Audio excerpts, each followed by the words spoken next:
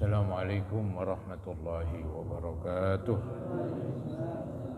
Alhamdulillah, wassalatu wassalamu ala asyrafil khalqillah Sayyidina wa maulana Muhammad ibn Abdullah wa ala alihi wa sahbihi wa man tabi'ahu wa nasarahu wa wala wa la hawla wa la quwata illa billah, amma ba'd. Hadirin saudara-saudara jamaah Majlis Ta'lim Masjid Baitul Majid yang saya muliakan, mudah-mudahan kita termasuk yang dimuliakan oleh Allah Subhanahu wa taala. Amin ya rabbal alamin. Yang terhormat pimpinan Masjid Al-Mukarram Bapak Haji Abdul Aziz dan juga para pengurus yang lain serta tokoh masyarakat, para hujjaj dan para asatizah serta remaja sekalian. Syukur alhamdulillah malam hari ini Allah masih memberikan kepada kita kesehatan, kesempatan dan kekuatan sehingga bisa kumpul kembali mengikuti pengajian. Mudah-mudahan kehadiran kita mendapat balasan pahala yang besar dari Allah Subhanahu wa taala. Semoga dengan kemurahannya diampuni kekurangan dan dosa-dosa kita, dan semoga terus Allah bukakan pintu ilmu kepada kita yang seluas-luasnya. Amin ya rabbal alamin. Yang ingin menyimak halaman 106. Halaman 106 itu di pinggir kanan pada kalimat wa'lam anna ghusalatan najasati ba'da taharatil mahallil maghsuli tahiratun. Saudara, ini membahas tentang air bekas cucian. Pasti bekas cucian najis ya, karena memang sebelumnya diterangkan tentang mencuci najis. Najis kita tahu ada 3, ada najis berat ya. Nah, itu caranya memang beda, 7 kali basuhan, salah satu dicampur dengan tanah atau debu. Kemudian lawan daripada berat, ringan. Nah, itu kencing bayi laki-laki yang belum berumur 2 tahun dan enggak makan apa-apa, hanya minum susu ya. Nah, itu cukuplah disiramin sekali udah kelar lah begitu ya. Nah, ada nih najis antara 2 tadi, antara berat dan ringan. Itulah disebut najis pertengahan.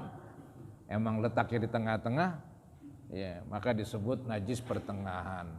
Najis pertengahan, ya, yang penting kalau airnya sedikit, kudunya diguyur. Anggap selampi atau tangan saya kena najis, maka supaya gampang pencuciannya secara agama, yaitu diguyur, walaupun cuma 1 sendok diguyur, maka ini kan rontok semua najisnya ya, kelar tuh dah ya. Memang kalau ada masih ciri-cirinya itu masih ada, ya dibersihkanlah. Kan ada ciri-ciri tentang najis, yaitu bau, rasa dan warna ya. Kalau udah hilang 3-tiganya selesai, walaupun 1 guyuran, dia nggak mesti 3, nggak mesti 2. Yang penting kalau 1 guyuran udah nggak ada ciri-ciri najis, maka sahlah pembersihannya dan yang dicuci itu jadi bersih dan suci. Tapi kalau 1 kali mungkin nggak hilang ciri-cirinya, ya beberapa kali lah, ya, seperlunya begitu. Seandainya masih ada kadang-kadang bau begitu, masih ada warna, itu dimaafin lah.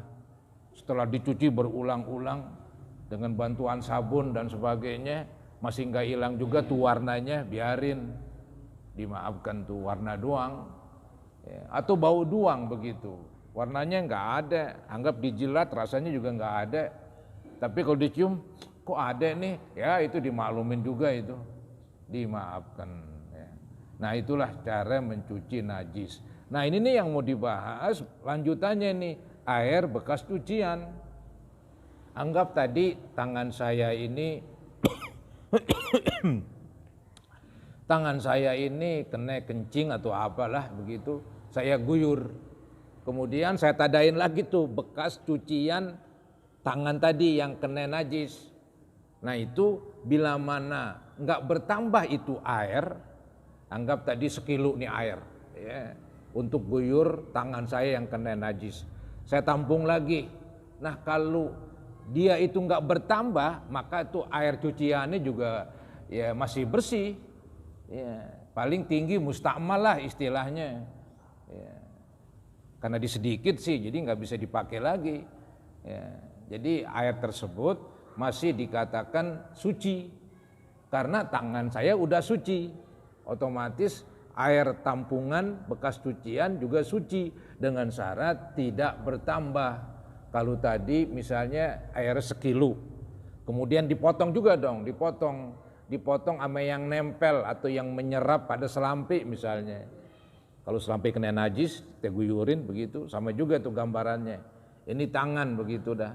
Nah jadi kalau ada air sekilo tadi buat guyurin tangan, kemudian yang nempel di tangan anggap 1 on.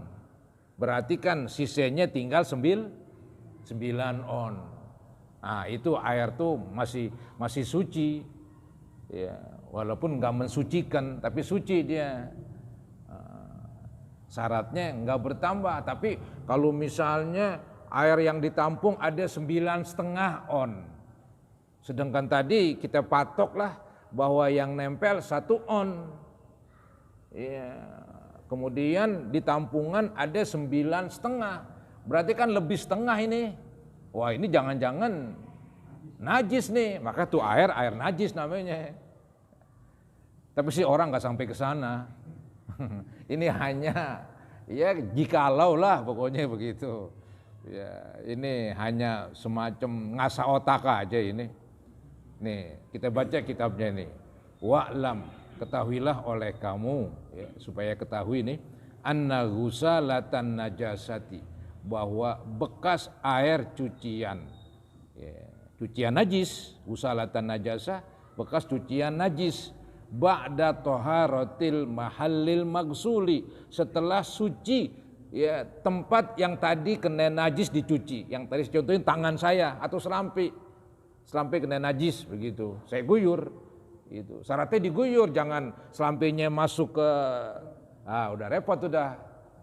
Masuk ke apa namanya sendok atau apa, sendok air yang gede, bukan sendok makan kekecilan itu. Sendok gede nih, gayung kali itu apa, anggap gayung dah. Ya, begitu kan. Kalau selampi masuk ke gayung, airnya sedikit ya udah parah udah.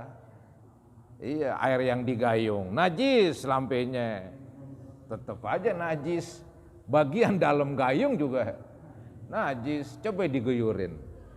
Nah, kelar, selesai ceritanya.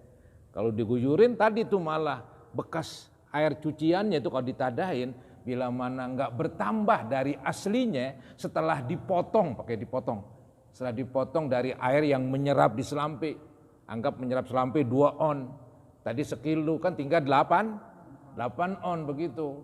Nah jangan ada 8,5 atau 9 on ini kacau dah. Berarti ini kalau 8,5 atau 9, berarti ini air yang ditampung ini ya ada najisnya, maka itu disebut air najis. Tapi kalau nggak bertambah dari aslinya setelah dipotong, ya setelah dipotong air itu menyerap pada bagian yang kena najis, maka air tersebut tetap dikatakan suci, walaupun nggak mensucikan, ya tetap suci begitu. Ya. Kan ada kan yang kita kenal suci mensucikan. Ada suci doang, tapi enggak menyucikan, seperti air mustamal, air tampungan wudhu, ya kita wudhu tampung lagi, itu disuci, itu bisa buat nyahi, ya masak apa juga boleh, masih suci. Cuman buat wudhu lagi enggak bisa, kecuali mungkin dikumpulin, nah 2 pula, nah itu kuat lagi dia. Yang tadi cuman suci doang, sekarang ada tambahan di berame-rame. Kan biasa kan kalau berame-rame berani dia, kuatan dikit, kalau sendirian takut. Ya, di berame-rame itu airnya berame-rame, berani dia. Ya, maka dia mensucikan kembali. Yang tadinya cuman punya pangkat suci doang, sekarang suci mensucikan karena berkumpul berame-rame. Ya. Nah, ini dikatakan wa'lam anna ghusalatan najasah, ketahuilah oleh kamu bahwa bekas cucian najis ba'da toharotil mahallil magsul, setelah suci bagian yang kena najis dan dicuci, itu suci, air penampungannya itu tohiratun, yaitu suci. Inin fasolat ghairu mutaghayyiratin, kalau dia udah terpisah tuh yang ditampung terpisah, tidak berubah. Kalau air masih berubah nggak kena. Air yang kita tampung bekas mencuci najis ya, bekas mencuci selampe yang kena najis, kita cium bau, wah nggak kena dah. Itu sih air najis itu, ya, air najis. Ya. Jadi inin fasolat ghairu mutaghayyiratin. Bila mana sudah terpisah dari bagian yang tadi kita cuci, terpisah kita tampung. Nah ini tidak berubah katanya. Dan di samping gak berubah tuh air yang ditampung bekas cucian walam yazid waznuha, dan tidak bertambah timbangannya. Ya, tidak bertambah itu yang tadi saya contohin, ada sekilo kan 10 on. Ya, dihitung-hitung yang nyerap ke selampe 2 on. Tinggal 8 itu kan, 10 diambil 2, 8 dah tuh dah. Nah, itu kalau sisanya 8 ya suci lah begitu. Karena dia enggak bertambah waznuha walam yazid waznuha. Tidak bertambah timbangannya.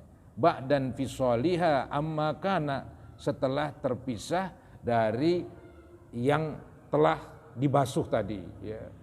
Misalnya tangan atau selampe kena najis, disiram maka airnya terpisah dari selampe, terpisah dari ya air yang melekat pada selampe gitu.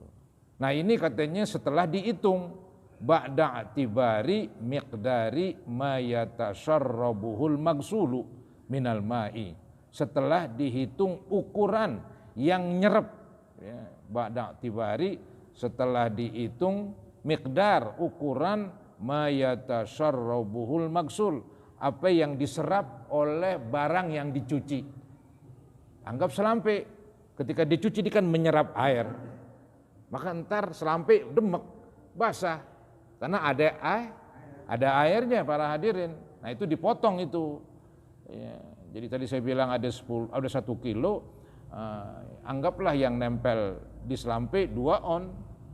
Nah 2 on itulah yang menyerap di selampe. Ya. Ba'da tibari itu ya. Ba'da tibari miqdari ma yatasharrabuhul magsul, setelah dihitung ukuran yang menyerap pada barang yang dicuci, yaitu minal ma' dari air. Hadza ilam yamla idza lam yablugh kullatain. Ini nih sisa air tampungan tadi bekas cucian najis yang dikatakan suci juga bila mana tidak mencapai 2 kula. Kalau ditadain lagi, nyuci lagi jadi 2 kula lebih. Ah itu dia kuat lagi tuh. Ya, iza lam yablugh kullatain. Fa in balaghahuma, kalau airnya lebih dari 2 kula itu juga selampenya ceburin juga enggak ada masalah. Ya, karena airnya banyak begitu. Itu. Maka dikatakan fa in balaghahuma, maka seandainya telah mencapai 2 kula, maka syaratnya apa? 1, fasyartu adamut taghayyur, maka syaratnya jangan berubah aja atuh. Maksudnya anggap misalnya ada air seapa ini, sekolom ya, ada yang nyuci pakaian nyebur-nyeburin aja begitu ya, mulai-mulai 1 orang nyuci di situ dah ya, nggak ngapa-ngapain tuh air sekolom. Yang kedua nggak ngapa-ngapain, kebanyakan yang nyuci di situ, dicium airnya bau, ya rasanya najis misalnya, baunya bau najis, ya udah sekolam itu nggak bisa dipakai. Ya kayak ada tuh di sumur, ya tahu-tahu kita nimba lagi cium-cium tuh airnya agak bau-bau begitu, kita senter ke bawah, ada bangkai ayam,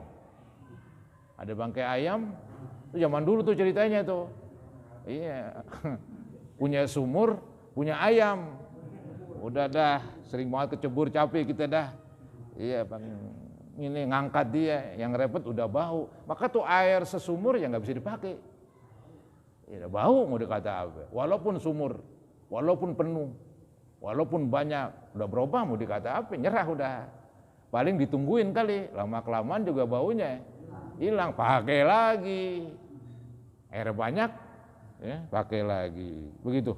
Fa in balaghahuma, maka apabila air telah mencapai 2 kula, kemudian ada najis, ya jangan berubah aja di situ. Fasyartu adamu taghayyur. Maka syaratnya itu air tetap dihukum suci, mensucikan, tidak berubah. Selesai itu cerita air. Ya, cerita air selesai. Sekarang lanjutannya judulnya masalah tentang yaitu sesuatu jadi suci. Tadi kan cerita sesuatu yang kena najis jadi suci dengan diguyur lah begitu kan, atau diceburin teman air banyak dan air itu nggak berubah ya. Nah ini sesuatu jadi suci dengan berubah sendirinya seperti khamr. Khamr adalah zaman dulu dibuat dari sari anggur, ya, diperes begitu. Diperes. Kemudian apakah dicampur dengan ragi atau enggak saya kurang tahu tuh dah. Dibiarkan lama kelamaan dia bermuruh itu. Diminum, nah itulah yang namanya khamr. Teler katanya, memabokan itu. Itu zaman-zaman jahiliyah begitu. Apalagi musim anggur, panen anggur kebanyakan udah diperes-peresin, taruh di kulkas. Kulkasnya nggak ada zaman dulu. Lagi nggak begitu kuat juga di kulkas, lama kelamaan juga payah itu dah air anggur yang kuat diperes, ya, kemudian airnya mungkin dibiarkan atau dikasih ragi kali sedikit, bagaimana biar cepat berubah dia dah jadi minuman keras begitu. Cuman kalau kelamaan lagi akhirnya berubah lagi jadi cuka katanya.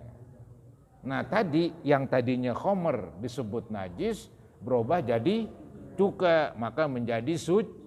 Ini dia. Kalau pakaian tadi suci dengan diguyur, dicuci, ya, gara-gara pakaian kena najis, baik itu najis beratkah ada caranya mencuci, najis ringan ada caranya, najis pertengahan ada caranya. Nah ini minuman keras yang tadi asalnya dari sari anggur, ya, dia menjadi najis karena udah berubah jadi khamr, tapi dibiarkan lama kelamaan berubah lagi jadi cuka ya. Nah itu suci. Nah ini dia nih ceritanya nih, yang najis berubah jadi suci dengan perubahan dengan cara didiamkan. Nih. Walamma faraghal musannifu, dan tatkala pengarang udah selesai ya, menerangkan dari mimma yathuru bil ghusli, sesuatu yang menjadi suci gara-gara dicuci. Jadi yang udah nih adalah menerangkan sesuatu jadi suci gara-gara dicuci begitu. Sekarang sesuatu jadi suci gara-gara dibiarin ini. Syara'a, maka beliau memulai fima yathuru bil istihalati, memulai pada sesuatu yang menjadi suci gara-gara istihalah, perubahan. Istihalah itu artinya perubahan. Kemudian wahia inkilabus syai', perubahan di sini yaitu inkilabus syai', perubahan sesuatu. Inkilab hampir sama dengan istihalah di sini. Inkilab itu berbalik para hadirin. Ya, yang tadinya dia najis berubah jadi suci, yang tadinya dia khamr berubah jadi cuka, itu inkilab itu. Jadi perubahan sesuatu, inkilabus syai' begitu. Perubahan sesuatu min sifatin, dari satu sifat, anggap tadi namanya sifatnya itu sifat khamr, ila sifatin ukhra, berubah ke sifat yang lain. Sekarang dia mempunyai ciri-ciri sifat cuka. Tadi ciri-ciri sifat khamr, kalau diminum mabok kan haram kan begitu. Sekarang dia berubah ciri-ciri namanya cuka. Ya, ciri-ciri cuka ada itu ciri-ciri cuka. Kalau diminum ya asem ya kan, cuka asem begitu. Faqala, maka berkatalah pengarang ini yaitu Abu Sujah, wa idza takhallalatil khamratu, apabila berubah jadi cuka minuman khamr ya.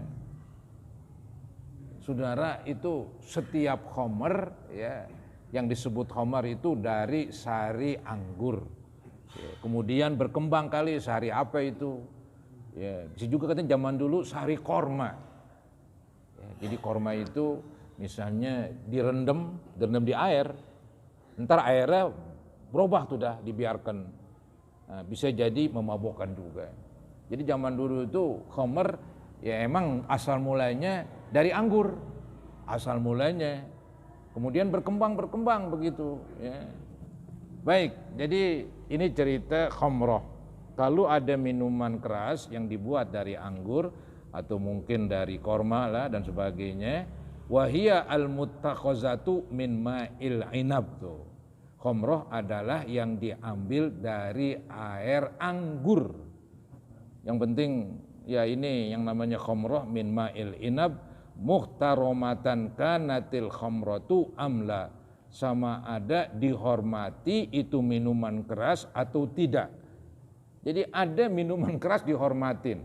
Loh maksudnya ada orang bikin cuka, cuman kan harus melalui minuman keras dulu. Iya, setelah airnya disimpan kan berubah jadi minuman keras. Tapi setelah itu berubah lagi jadi cuka. Nah, itu yang namanya khamrah muhtaromah itu. Minuman keras tapi dihormatin. Kenapa dihormatin? Tujuannya mau dibikinin cuka, bukan tujuannya khamar minum-minuman. Maka dihormatin, maka nggak boleh dibuang begitu. Nah yang nggak dihormatin tuh yang emang tujuannya buat mabok, ya. Jadiin minuman keras, maka disuruh buang itu, suruh tumpahin karena nggak dihormatin begitu. Jadi muhtaromatan kanatil khamrah amla. Jadi selama itu minuman keras dihormatin atau tidak. Anggaplah ada orang bikin yaitu khamr, memang sengaja disimpan begitu. Mungkin bagaimana kali kelamaan, tahu-tahu niatnya bikin minuman keras jadi cuka, ya nggak ngapa-ngapa juga, masih boleh. Ini dia. Jadi itu saudara-saudara nggak apa-apa. Jadi khamrah itu diambil dari ma'ul inab muhtaramatan kanatil khamrah amla. Wa makna takhallalat sorot khallan. Arti dari kalimat takhallalat artinya menjadi khol, cuka ya. Apa itu dikatakan? Wa kanat sayruratuha khallan binafsiha, dan adalah menjadi khamr itu akan cuka dengan sendirinya. Syaratnya sendirinya, jangan dicampur-campur begitu. Dicampur pakai singkong sedikit, tape sedikit, oncom sedikit misalnya, maka entar jadi najis, nggak bisa dipakai dah. Jangan campur-campur tuh, supaya minuman khamr itu berubah jadi cuka, biarlah berubah jadi cuka sendirinya, begitu. Binafsiha, kalau dicampur-campur nggak bisa. Ya kan begini prosesnya kan, anggaplah minuman keras itu secara hukum najis. Ya ditaruhin sepotong singkong misalnya, maka itu singkong akibatnya bernajis alias kena najis. Nah ketika khamrnya berubah jadi cuka kan berarti kan suci, tapi kan ada najisnya tuh, ada singkong yang kena najis, berarti dia mempengaruhi akibatnya ya nggak pernah jadi suci, akhirnya kembali lagi najis, muter lagi itu. Coba kalau nggak ada campurannya, berubah sendiri, udah nggak ada yang merubah-rubah lagi. Tapi kalau ada misalnya singkong yang diceburin, akhirnya lama-kelamaan berubah jadi cuka. Tapi kan singkongnya tadi kan diceburin pada waktu jadi khamr, nah, najis tuh, ya, singkongnya.